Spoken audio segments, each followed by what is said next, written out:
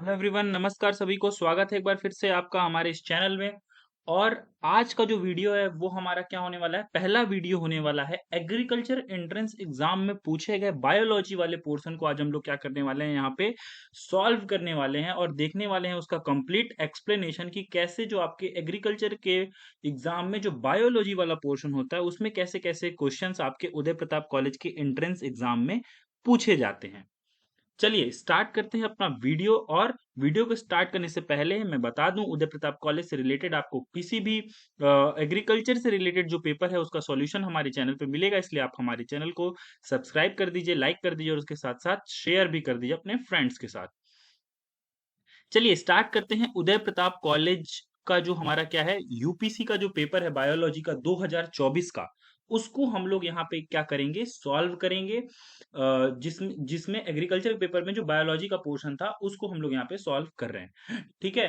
तो देखिए सबसे पहला क्वेश्चन इसमें पूछा था कि the father of green revolution in India is, ठीक है, यानी इंडिया में जो फादर ऑफ ग्रीन रेवोल्यूशन है वो हम किसे बोलते हैं कि इंडिया में फादर ऑफ ग्रीन रेवोल्यूशन है, बीपी पाल, ठीक है, एम एस स्वामीनाथन, केसी मेहता या फिर नॉर्मन ई बोरलॉग। तो देखिए जो आपके एम एस स्वामीनाथन है इनको क्या बोला जाता है, इंडिया के अंदर क्या बोला जाता है, फादर ऑफ ग्रीन रेवोल्यूशन बोला जाता है। वहीं जो नॉर्मन ई बोरलॉग है इनको क्या बोला जाता है, पूरे वर्ल्ड के अंदर क्या बोला जाता है, फादर ऑफ ग्रीन रेवोल्यूशन बोला जाता है। तो आपका जो सही ऑप्शन होगा वो क्या होगा, बी ऑप्शन होगा।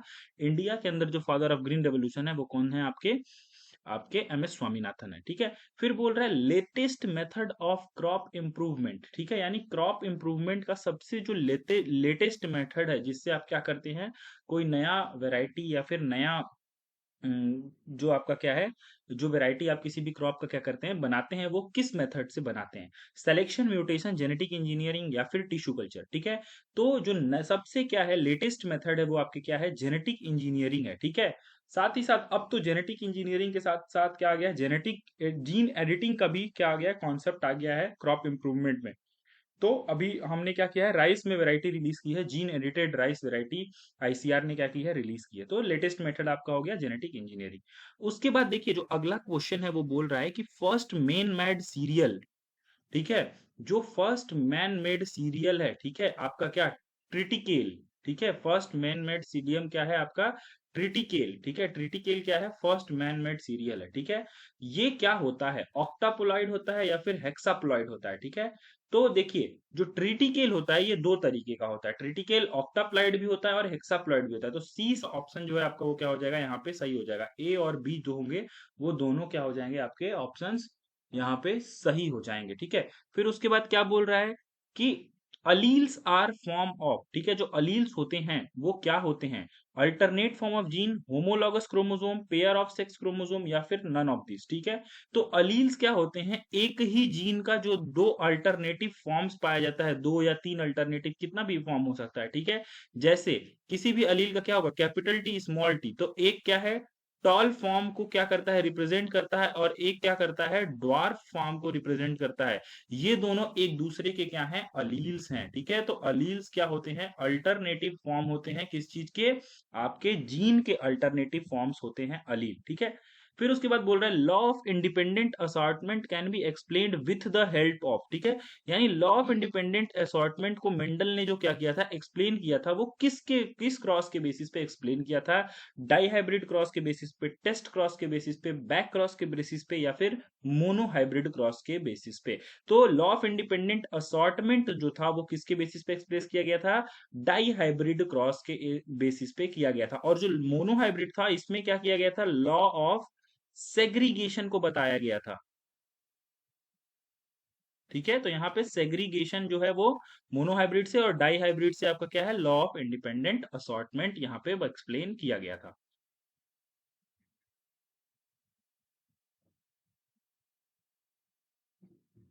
चलिए अगला जो बोल रहा है कि जो मेंडल का डाई हाइब्रिड क्रॉस था उसका जो रेशियो था, मेंडल के डाई हाइब्रिड क्रॉस का जो रेशियो था वो आपका रेशियो क्या था। ठीक है। तो डाई हाइब्रिड क्रॉस का, अब इसमें इन्होंने क्या किया, जस्टिफाई नहीं किया है कि फिनोटिपिक रेशियो ये पूछना चाहते हैं या फिर जीनोटिपिक रेशियो ये पूछना चाहते हैं।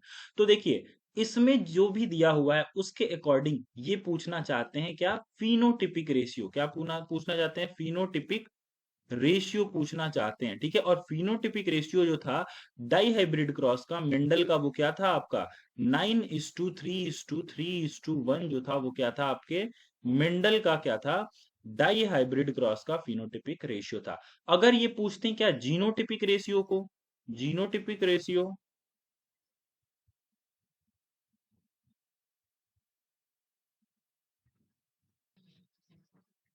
तो जो जीनोटिपिक रेशियो आपका होगा वो क्या हो जाएगा 1:2:2:1:4:2:1:2:1, ठीक है। ये क्या होता है आपका जीनोटिपिक रेशियो होता है डाई हाइब्रिड क्रॉस का। 121 242 121 आप याद कर सकते हैं कि ये क्या होता है आपका जीनोटिपिक रेशियो हो जाता है आपका डाई हाइब्रिड क्रॉस का। फिर बोल रहा है which genotype represent a true hybrid condition, ठीक है। देखिए बोल रहा है कि इनमें से कौन सा जीनोटाइप जो है वो ट्रू हाइब्रिड कंडीशन को रिप्रेजेंट कर रहा है।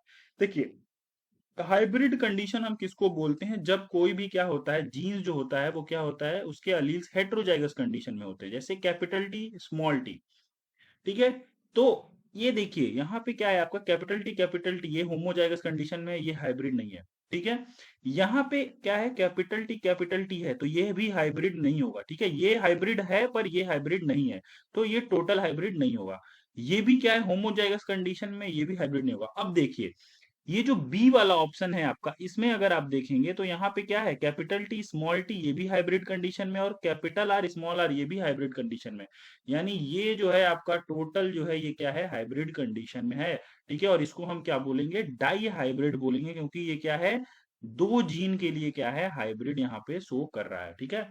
तो डाई हाइब्रिड कंडीशन यहाँ पे देखने को मिलेगी।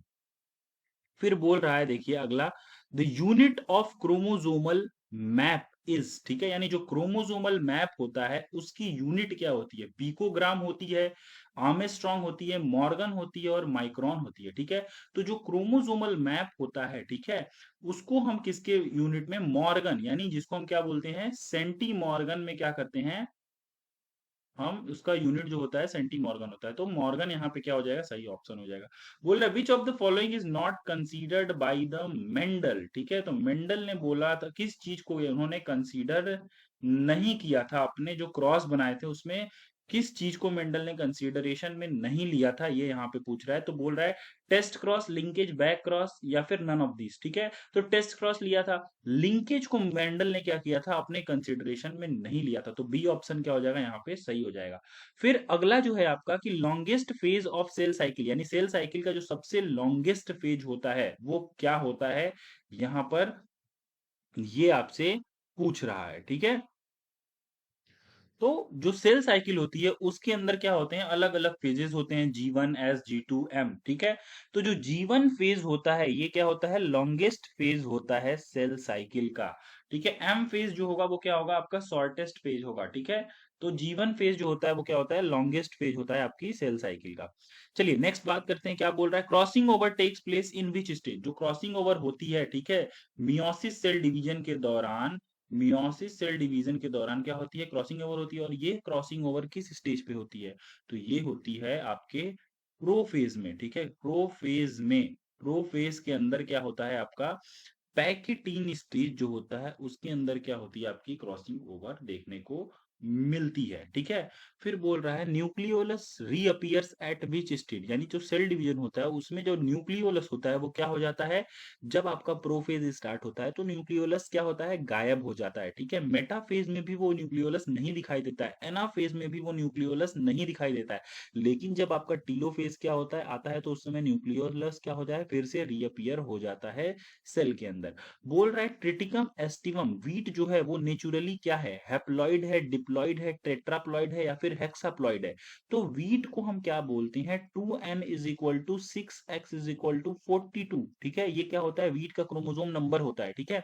तो वीट जो है वो क्या है 6x है, और जो 6x होता है उसको हम क्या बोलते हैं हेक्साप्लॉइड बोलते हैं। तो जो आपका वीट हो जाएगा वो क्या हो जाएगा हेक्साप्लॉइड हो जाएगा, ठीक है। वीट कैसा होता है आपका हेक्साप्लॉइड यहाँ पे होता है। चलिए उसके बाद बोल रहा है the term genetics was coined by, ठीक है, टर्म था उसको किसने कॉइन किया था, किसने जो टर्म जेनेटिक है वो दिया था, ये आपको बताना है। देखिए, तो जो टर्म जेनेटिक्स है वो किसने दिया था, विलियम बेटसन ने दिया था। किसने दिया था, विलियम बेटसन ने क्या किया था, सन 1906 में टर्म जेनेटिक्स को कॉइन किया था। ठीक है, इसका मतलब होता है टू जनरेट। फिर अगला है the term phenotype and genotype जो है, ठीक है, ये आपको किसने प्रपोज किया था। देखो, तो टर्म फिनोटाइप और जीनोटाइप जो था इसको किसने प्रपोज किया था, हमारे जॉनसन ने, डार्विन ने, बेटसन ने या फिर मेंडल ने। तो जॉनसन जो थे इन्होंने क्या किया था, ये जो दोनों टर्म है आपके, विलियम जॉनसन जो है उन्होंने जीनोटाइप और फिनोटाइप को क्या किया था, प्रपोज किया था। फिर अगला बोल रहा है द क्रॉसिंग ओवर इन्वॉल्व, जो क्रॉसिंग ओवर होता है इसके अंदर क्या चीज जो है वो क्या होता है, इन्वॉल्व होता है, ड्यूप्लीकेशन ऑफ क्रोमोसोम। ठीक है, यानी क्रोमोसोम इसके अंदर क्या होते हैं, ड्यूप्लीकेट होते हैं, या फिर डिलीशन ऑफ क्रोमोसोम, या फिर exchange of part of chromosome, या फिर एडिशन ऑफ क्रोमोसोम। तो क्रॉसिंग ओवर जब होती है तो दो क्रोमोसोम के बीच में क्या होता है, जो क्रोमोसोम के पार्ट्स होते हैं उनका जो एक्सचेंज होता है वो देखने को मिलता है। तो क्रॉसिंग ओवर में आपका क्या होगा, एक्सचेंज होगा क्रोमोसोम्स के पार्ट का। फिर बोल रहा है म्यूटेशन आर, ठीक है, म्यूटेशन जो होता है वो क्या होता है आपका, हमेशा क्या होता है, हार्मफुल होता है, ऑलवेज यूजफुल होता है, मोस्टली यूजफुल होता है और रेयरली यूजफुल होता है। तो देखिए, म्यूटेशन जो होता है वो क्या होता है, क्या होता है, मोस्टली जो होता है वो क्या होता है, हार्मफुल होता है। ठीक है, तो मोस्टली हार्मफुल वाला ऑप्शन आपको नहीं दिया है। तो मोस्टली हार्मफुल होता है मतलब रेयरली यूजफुल होगा, रेयरली क्या हो जाएगा, यूजफुल होगा। यानी अगर वो क्या होगा, कभी कभी वो क्या होगा आपके लिए फायदेमंद होगा। ठीक है, ज्यादातर वो क्या होता है, हार्मफुल होता है, तो कभी कभी फायदेमंद हो सकता है। तो रेयरली यूजफुल वाला जो ऑप्शन है वो क्या हो जाएगा यहाँ पे, सही हो जाए। बोल रहा है genetic disease can be cured by, अगर आपको जेनेटिक डिजीज का क्या करना है, ट्रीटमेंट करना है, उसको आपको अगर सही करना है तो आप कैसे सही करेंगे, कीमोथेरेपी से करेंगे, फिजियोथेरेपी से करेंगे, या फिर जेनेटिक इंजीनियरिंग से उसको आप ठीक कर सकते हैं। तो जो जेनेटिक डिजीज है इसको हम किससे ठीक कर सकते हैं, जेनेटिक इंजीनियरिंग से ही। उस जीन को जिसकी वजह से वो डिजीज हो रही है उसको हटा करके, उसको एलिमिनेट करके, उसको डिलीट करके, उसको मॉडिफाई करके हम क्या कर सकते हैं, जेनेटिक डिजीज जो है उसको ठीक कर सकते हैं। चलिए अगला बोल रहा है phenotypic ratio of monohybrid test cross. ठीक है, अगर मोनोहाइब्रिड टेस्ट क्रॉस होता है तो उसका जो फिनोटिपिक रेशियो होगा वो क्या होगा। तो जब हम क्या करते हैं, टेस्ट क्रॉस परफॉर्म करते हैं, मोनोहाइब्रिड टेस्ट क्रॉस परफॉर्म करते हैं, तो उसका जो फिनोटिपिक रेशियो आता है, हमने पढ़ा है, उसका फिनोटिपिक रेशियो आता है 1:1 का रेशियो, आपको फिनोटिपिक रेशियो मोनोहाइब्रिड के टेस्ट क्रॉस में आपको देखने को मिलता है। वहीं डाई हाइब्रिड में बोलेगा तो डाई हाइब्रिड में 1:1:1:1 का रेशियो आपको डाई हाइब्रिड क्रॉस में, टेस्ट क्रॉस में देखने को मिलेगा। फिर बोल रहा है what are the main objective of plant breeding, अगर आप क्या करते हैं, प्लांट की ब्रीडिंग करते हैं, तो आपका जो मेन गोल है, मेन ऑब्जेक्टिव है वो क्या क्या है, आप क्या क्या अच्छा करना चाहते हैं। तो जब आप प्लांट ब्रीडिंग करते हैं तो आप क्या करते हैं, मोर ईल्ड, आपको ज्यादा ईल्ड चाहिए होता है प्लांट से, उसकी क्वालिटी को आप अच्छा करना चाहते हैं, उसके अंदर इस रेजिस्टेंस को आप लाना चाहते हैं। ठीक है, तो जो ऑल ऑफ दीज ऑप्शन होगा वो क्या हो जाएगा, यहाँ पर आपका सही ऑप्शन हो जाएगा, क्योंकि आप तीनों ऑब्जेक्टिव के लिए क्या करते हैं, प्लांट ब्रीडिंग परफॉर्म करते हैं। चलिए नेक्स्ट है आपका beta carotene is precursor of, जो बीटा कैरोटीन होता है ये किस विटामिन का प्रिकर्सर होता है। ठीक है, तो जो बीटा कैरोटीन होता है वो विटामिन ए का प्रिकर्सर होता है। ठीक है, टेबल शुगर कंटेन्स, ठीक है, जो टेबल शुगर होता है जो हम लोग क्या करते हैं, खाते हैं, उसके अंदर क्या होता है, मॉल्टोज होता है, लैक्टोज होता है, फ्रुक्टोज होता है, या फिर सुक्रोज होता है। ठीक है, तो जो आपका टेबल शुगर होता है उसके अंदर क्या पाया जाता है, सुक्रोज पाया जाता है, फ्रुक्टोज जैसे फ्रूट शुगर, लैक्टोज क्या होता है, मिल्क शुगर। ठीक है, तो ये होता है आपका। फिर उसके बाद क्या बोल रहा है which of the following, which of the following is protein energy deficiency disease. ठीक है, यानी जो प्रोटीन की कमी से क्या हो रहा है, कोई भी एक डिजीज हो रही है, उनमें से कौन सी डिजीज है जो प्रोटीन की कमी से होती है। ठीक है, तो जो आपका मैरमस, ओबेसिटी, फैटिग और या फिर अनीमिया। ठीक है, तो क्या होगा, मैरस्मस जो है ये क्या होता है आपका, प्रोटीन की डिफिशियंसी से क्या होता है, प्रोटीन डिफिशियंसी डिजीज है, प्रोटीन की कमी से क्या होता है, बॉडी में होता है। ठीक है, वहीं अगर रेड ब्लड सेल की कमी हो जाएगी तो आपको क्या होगा, अनीमिया हो जाएगा। और ओबेसिटी क्या है? मोटापा। जब आप फैट का कंजप्शन ज्यादा करते हैं तो आपको क्या होने लगता है? मोटापा होने लगता है। फिर बोल रहा है which one is a bilateral symmetry acoelomate, ठीक है। यानी कौन सा ऐसा क्या है इसमें से फाइलम है जिसके अंदर बाइलेटरल सिमेट्री पाई जाती है, यानी जो ऑर्गेनिज्म है उसको हम बीच से डिवाइड करेंगे तो वो क्या होगा? आधे आधे भाग में क्या हो जाएगा? डिवाइड हो जाएगा। फिर एसिलोमेट जिसके अंदर कोई बॉडी कैविटी नहीं पाई जाती है, ठीक है। नो बॉडी कैविटी, उसके अंदर कोई भी बॉडी कैविटी नहीं पाई जाती है, ऐसा कौन सा ऑर्गेनिज्म है? तो आपका प्लेटी हेलमिंथिस जो होता है इसके अंदर क्या होती है? बॉडी कैविटी नहीं पाई जाती है। बाकी सारे में क्या होती है? बॉडी कैविटी पाई जाती है। फिर बोल रहा है अगला जो है आपका, उसमें बोल रहा है ब्रेन कोरल जो होते हैं, ठीक है। ब्रेन कोलर जो होते हैं वो कौन होते हैं? ब्रेन कोलर इज मिएंड्रीना, फंजाई, ठीक है, एलाइकोनोरिया या फिर ट्यूबिपोरा, ठीक है। तो मेंड्रीना जो होता है ये क्या होता है? ब्रेन कोलर होता है आपका। चलिए फिर उसके बाद बोल रहा है totipotent cell capable of giving rise to any other type of cell, मतलब ऐसे टोटीपोटेंट सेल जो क्या होते हैं? किसी भी तरह के क्या होते हैं? सेल को क्या कर सकते हैं? बना सकते हैं। ऐसे सेल्स को हम क्या बोलते हैं? तो ऐसे सेल्स को हम क्या बोलते हैं? एक्रियोसाइट, स्पॉन्जोसाइट, ट्रोफोसाइट या फिर माइकोसाइट। तो जो आपके टोटीपोटेंट सेल जो किसी भी अदर सेल को क्या कर सकते हैं? बना सकते हैं, उनको हम क्या बोलते हैं? एक्रियोसाइट्स बोलते हैं, ठीक है। उसके बाद क्या है? सीओ लबू बलूस्टा, ठीक है, एम्फीबलूस्टा, ठीक है, और पेरेनकाइमूला। ये जो लार्वा है ये किस फाइलम से बिलोंग करता है? ठीक है, ये किस फाइलम का लार्वा है? पोरीफेरा, सिलेंट्रेटा, मोलस्का या फिर एकाइनोडर्मेटा। तो पोरीफेरा का जो लार्वा है इसको हम क्या बोलते हैं? ये जो तीन लार्वा आपके यहाँ पे दिख रहे हैं ये पोरीफेरा के लार्वा हैं। फिर बोल रहा है which hormone is related to biological clock. Biological clock clock के लिए इनमें से आपका कौन सा हार्मोन है वो क्या है? रिस्पॉन्सिबल होगा? थायरोक्सिन, ऑक्सीटोसिन, मिलेटोनिन या फिर इंसुलिन।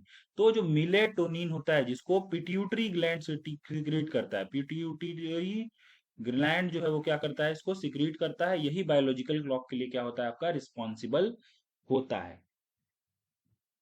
फिर अगला है which is not found in plasma membrane. इनमें से कौन सा प्लाज्मा मेम्ब्रेन के अंदर नहीं पाया जाता है? ठीक है, जी प्रोटीन, ठीक है, या फिर लिपिड प्रोटीन स्टेरॉइड रिसेप्टर, ठीक है। तो जी प्रोटीन है ये प्लाज्मा मेम्ब्रेन के अंदर पाया जाता है, लिपिड्स भी पाया जाता है, प्रोटीन भी पाया जाता है। स्टेरॉइड रिसेप्टर्स जो होते हैं ये कहाँ पे पाए जाते हैं? आपके साइटोप्लाज्म के अंदर, साइटोप्लाज्म के अंदर पाए जाते हैं। तो बी जो होगा वो क्या हो जाएगा? यहाँ पे सही ऑप्शन हो जाएगा।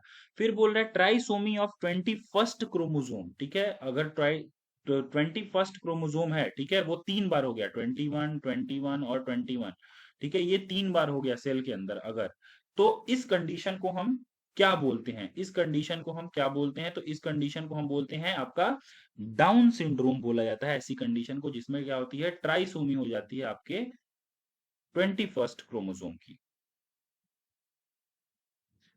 चलिए आगे बढ़ते हैं। बोल रहा है which of the following helps in digestion of fat, यानी इनमें से कौन सा जो है आपका एंजाइम जो है, देखिए अलग अलग एंजाइम्स के नाम दिए हुए हैं। बोल रहा है इनमें से कौन सा जो एंजाइम है वो आपका फैट के डाइजेशन में क्या करता है? मदद करता है। तो डाइजेशन ऑफ फैट में जो एंजाइम मदद करता है वो आपका कौन सा है? प्रोटीज। देखिए प्रोटीज क्या करता है? ये प्रोटीन को डाइजेस्ट करने में हेल्प करता है, ठीक है, ये प्रोटीन को डाइजेस्ट करने में हेल्प करेगा।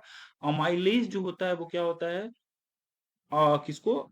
अमाइलोज जो होता है या फिर स्टार्च जो होता है उसको डाइजेस्ट करने में हेल्प करता है। लाइपेज जो होता है ये फैट को डाइजेस्ट करने में, डाइजेस्ट करने में क्या होता है? हेल्प करता है, ठीक है। और वहीं लाइगेज जो होता है वो क्या करता है? डीएनए को जोड़ने का काम करता है, ठीक है।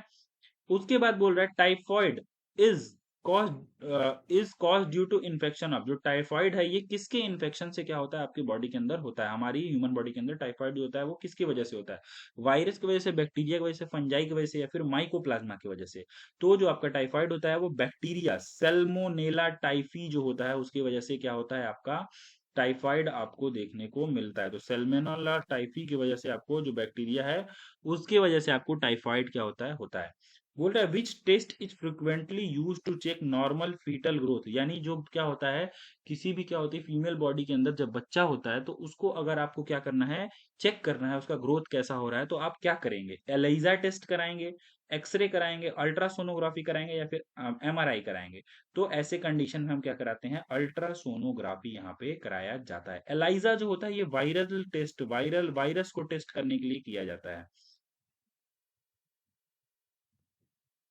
फिर अगला है which of the following is not considered to be normal blood pressure, ठीक है, यानी consider to be normal blood pressure. जो नॉर्मल ब्लड प्रेशर होता है इसमें से क्या होता है, 130/80, 130/90, 120/90 या फिर 120/80।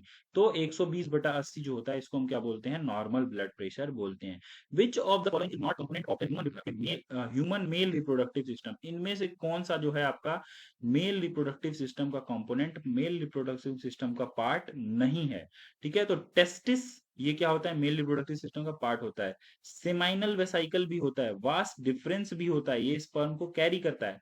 वहीं जो सर्वेक्स होता है ये क्या होता है, फीमेल बॉडी के अंदर, फीमेल रिप्रोडक्टिव ऑर्गन के अंदर पाया जाता है। तो सर्वेक्स जो होगा वो क्या होगा, आपका 135 का सही आंसर हो जाएगा। चलिए फिर बोल रहा है the transcription translation of gene composed of 30 nucleotides would form protein containing not more than amino acid 30, 15, 20 या फिर 10। बोला है कि अगर 30 न्यूक्लियोटाइड के सीक्वेंस हैं तो वो कितने मैक्सिमम कितने अमीनो एसिड बना सकते हैं। तो हमें पता है कि जो जेनेटिक कोड होता है वो ट्रिपलेट होता है। कैसा होता है, ट्रिपलेट होता है। तो 3 न्यूक्लियोटाइड से क्या होगा, 3 न्यूक्लियोटाइड से क्या होगा, एक अमीनो एसिड बनेगा। ठीक है, एक अमीनो एसिड बनेगा। तो अगर 30 न्यूक्लियोटाइड है तो मैक्सिमम कितना बन सकता है आपका, 10। मैक्सिमम कितना बन सकता है, 10 अमीनो एसिड बन सकता है। तो आपका 10 जो है वो क्या हो जाता है, ऑप्शन जाएगा। Which molecule contain genetic code, genetic code किस मॉलिक्यूल के पास होता है, डीएनए के पास, एमआरएनए के पास, आरआरएनए के पास और टीआरएनए के पास। देखिए टीआरएनए के पास क्या होता है, उसका एंटी कोडॉन होता है, यानी उसके पास बेसिकली हम बोलते हैं अमीनो एसिड सीक्वेंस होता है। एमआरएनए जो होता है उसके पास क्या होता है, असली जेनेटिक कोड होता है, जो डिटरमाइन करता है कि कौन सा आपका अमीनो एसिड उसके बाद जुड़ेगा। हाउ मेनी, देखिए अगला क्वेश्चन बोल रहा है how many mitotic cell division, ठीक है, needed to make 128 cell from a single cell. ठीक है, बोला कितना माइटोटिक सेल डिवीजन होगा, कितना माइटोसिस होगा कि 128 सेल बन जाएंगे एक सेल से। तो देखिए एक सेल से क्या होता है, 2 सेल बनते हैं, 2 सेल से फिर क्या होता है, 4 सेल बनते हैं, 4 से क्या होता है, 8 बनते हैं। ठीक है, 8 से 16 बनेंगे, 16 से क्या बनेंगे आपके, 32 बनेंगे। ठीक है, 32 से कितने बनेंगे आपके, 64 बनेंगे, और 64 से कितने बन जाएंगे, 128 आपके बन जाएंगे। तो यहाँ पे कितना हुआ, 1 2 3 4 5 6 7 के बाद आपका डिवीजन होता है। तो आपके कितने बन जाएंगे, 128 सेल आपको यहाँ पे देखने को मिलेंगे। ठीक है, फिर आपका क्या बोल रहा है, which is known as guitar fish, इसमें से किसको हम क्या बोलते हैं, गिटार फिश बोला जाता है, ड्रैगन, प्रिस्टिस, टर्पीडो या फिर राइनोबैटस। ठीक है, तो जो राइनोबैटस होता है ये क्या होता है, आपका साइंटिफिक नेम होता है किसका, गिटार फिश का। फिर बोल रहा है anti venom of insect against snake poison content. ठीक है, जो क्या होता है जब किसी को सांप काट लेता है तो हम उसके लिए क्या करते हैं, एंटी वीनम देते हैं। ठीक है, वेनम जब होता है सांप का उसको हम क्या, उसको खिलाफ हम क्या करते हैं, एंटी वीनम बॉडी के अंदर देते हैं। उस एंटी वीनम के अंदर पूछ रहा है कि आखिर होता क्या है। तो उसके अंदर एंटीजन होता है, एंटीजन एंटीबॉडी कॉम्प्लेक्स होता है, एंटीबॉडी होता है या फिर एंजाइम होता है। देखिए तो हमारी बॉडी के अंदर क्या हो गया, अगर हमें सांप काटा है तो उसके अंदर उसका एंटीजन जा चुका है। तो उसको पकड़ने के लिए हम क्या करते हैं, एंटीबॉडीज क्या करते हैं, उसके खिलाफ देते हैं। तो एंटीवीनम जो होगा उसके अंदर क्या होगी, एंटीबॉडीज होगी, स्नैक जो हमारा काटा है उसके लिए एंटीबॉडी के अंदर देखने को मिलेगी। ठीक है, तो ये था पूरा आपका 40 क्वेश्चन जो पूछा गया आपके बायोलॉजी वाले सेक्शन में एग्रीकल्चर के पेपर में 2024 में। ठीक है, तो ये लेक्चर आपका यहीं पे समाप्त होता है। ऐसे ही और ढेर सारे लेक्चर को देखने के लिए हमारे चैनल को सब्सक्राइब करिए। इस वीडियो में बने रहने के लिए धन्यवाद। मिलते हैं नेक्स्ट वीडियो में कुछ और ढेर सारे एमसीक्यूज के साथ।